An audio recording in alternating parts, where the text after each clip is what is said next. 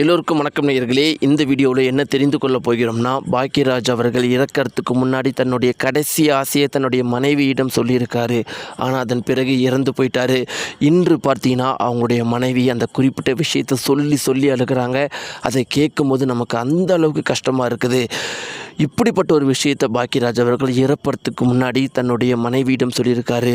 இந்த வீடியோவில் அவருடைய கடைசி ஆசை என்ன, கடைசியாக தன்னுடைய மனைவியிடம் சொன்ன அவருடைய ஆசையை பற்றி தான் நாம் தெரிந்து கொள்ள போகிறோம். அது நிறைவேறாமையே இறந்து போன சோகம் நம்முடைய தமிழகம் முழுக்கவே மிகப்பெரிய அதிர்ச்சி ஏற்படுத்தியிருக்குது. பாக்கியராஜ் கடைசியாக தன்னுடைய ஆசையாக மனைவியிடம் சொன்ன விஷயத்தை பற்றி தெரிந்து கொள்ளலாம். வாங்க வீடியோக்குள்ளே போகலாம். சேனலுக்கு புதியவராக இருந்தால் மறக்காமல் சப்ஸ்கிரைப் பண்ணுங்க. நேயர்களே, இன்று காலை பார்த்தீங்கன்னா பாக்கியராஜ் அவர்கள் இறந்து போயிட்டாங்க. அவருடைய மரண செய்தி மிக பெருமளவுக்கு சோக அலைகளை தமிழகம் முழுக்கவே ஏற்படுத்தியிருக்குது. ஒவ்வொருத்தருமே அதிர்ந்து போயிருக்கிறாங்க. எல்லாருமே சொல்கிற விஷயம் என்னென்னா, அதிர்ச்சியாக இருக்குது, எங்களுக்கெல்லாம் பாக்கியராஜ் ரொம்பவே பிடிக்கும், அவர் இப்படி இறந்து போயிட்டாரு அப்படின்னு ஒவ்வொருத்தருமே கண்கள் கலங்கியிருக்கிறாங்க. இன்னும் சொல்லப்போனால் 2005 வரைக்கும் பிறந்த அனைத்து கிட்ஸுக்குமே பாக்கியராஜ் அவர்கள் அந்த அளவுக்கு பிடிக்கும். அந்த காலத்து தமிழ் படங்களை பார்க்குற அனைவருக்குமே பாக்கியராஜை கண்டிப்பாக பிடிக்கும். ஒரு மிகப்பெரிய இயக்குனராக இருந்திருக்கார், ஒரு மிகப்பெரிய நடிகராக இருந்திருக்காரு. இப்படி எல்லா துறைகளிலுமே சிறந்தவர். இன்றைக்கி அவருடைய கடைசி ஆசை கூட நிறைவேறாமல் இறந்து போயிருக்கிறது மிக பெருமளவுக்கு சோகத்தை ஏற்படுத்தியிருக்குது. அவர் எப்படி இறந்தார் அப்படின்னு சொல்லிட்டு 2 விஷயங்கள் சொல்லப்படுது. முதல் விஷயம் என்ன அப்படின்னு பார்த்தீங்கன்னா, அந்த மனிதரால் அவருடைய ஆசான், அவருடைய குரு, அவரை வாழ்க்கையில் வழிநடத்தவரான பாரதி ராஜா அவர்கள் இறந்து போனதை அவரால் தாங்கிக் கொள்ள முடியல. என்னதான் அந்த மனுஷன் வெளியே வந்ததை பெருசாக காட்டிக்கலனாலும் பொதுவாக ஆண்கள் காட்டிக்க மாட்டாங்க.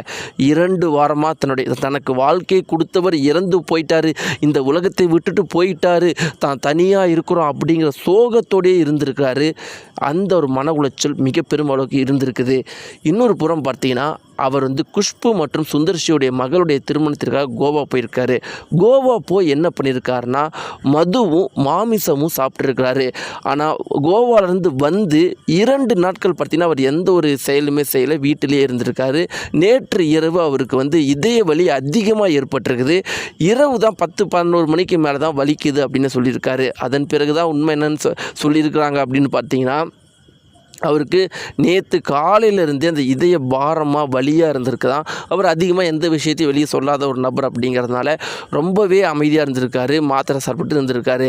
நைட்டு அந்த வலியை தாங்க முடியலன்னு சொன்ன பிறகு தான் தன்னுடைய மகன்கிட்டையும் மனைவிக்கிட்டையும் சொல்லியிருக்கிறாங்க. உடனடியாக மருத்துவமனை கூட்டிகிட்டு போயிருக்கிறாங்க. ஆனால் மருத்துவர்கள் ரொம்பவே லேட் ஆகிடுச்சு, முன்னாடியே வந்திருக்கலாம் அப்படின்னு சொல்லியிருக்கிறாங்க. இறந்துட்டாருங்கிற விஷயத்த சொல்லியிருக்கிறாங்க. இப்படி இருக்க நேயர்களே, இன்றைக்கி ரொம்பவே முக்கியமான விஷயம் என்ன அப்படின்னு பார்த்தீங்கன்னா, பாக்கியராஜ் அவர்கள் இறக்கிறதுக்கு முன்னாடி தன்னுடைய மனைவியிடம் சொன்ன விஷயம்தான். அவர் மருத்துவமனைக்கு போகும்போது, இந்த ஸ்ட்ரெச்சரில் போகும்போது தன்னுடைய மனைவியிடம், நிறைய தடவை இப்படி நான் ஹாஸ்பிட்டல் வந்திருக்கிறேன், ஒரு குளுக்கோஸ் ஏற்றுவாங்க, இல்லைன்னா ஒரு ஊசி போடுவாங்க ப்ரெஷர் குறையிறதுக்காக. ஆனால் எனக்கு ஏதோ இந்த தடவை பதட்டமாக இருக்குது, நான் மறுபடியும் உங்களெல்லாம் பார்க்க முடியாதோ அப்படின்னு எனக்கு தோணுது. எல்லாத்துக்கும் மேலே இன்னும் கொஞ்சம் நேரம் உங்கள் கூட நான் டைம் ஸ்பெண்ட் பண்ணணுன்னு எனக்கு ஆசையாக இருக்குது. உங்கள் கூடயும் இன்னும் நம்மளுடைய மகன் கூடயும் இன்னும் கொஞ்சம் நேரம் நான் டைம் ஸ்பெண்ட் பண்ண ஆசையாக இருக்குது. வேலைன்னு சொல்லிட்டே என்னுடைய வாழ்க்கை முழுக்க தெரிஞ்சிட்டேன். உங்கள் கூடலாம் நான் ரொம்ப டைம் ஸ்பெண்ட் பண்ணவே இல்லை. எனக்கு இப்போ ஆசையாக இருக்குது. ஆனால் நான் இந்த தடவை எனக்கு ஏதோ ஆயிடும்னு எனக்கு தோணுது, அது எனக்கு தெரியல. ஆனால் நான் உயிரோடு மறுபடியும் வந்தேன்னா உங்கள் கூட நிறைய நேரம் டைம் ஸ்பெண்ட் பண்ணணும், அது மட்டும்தான் என்னுடைய ஆசைன்னு சொல்லிவிட்டு அவர் ட்ரீட்மெண்ட்டுக்கு போயிருக்கிறாரு. அதன் பிறகு அவர் உயிர் பிரிஞ்சிருக்காரு. இந்த ஒரு குறிப்பிட்ட செய்தி எல்லார் மனதையுமே மிக பெருமளவுக்கு சோகத்தை ஏற்படுத்தியிருக்குது.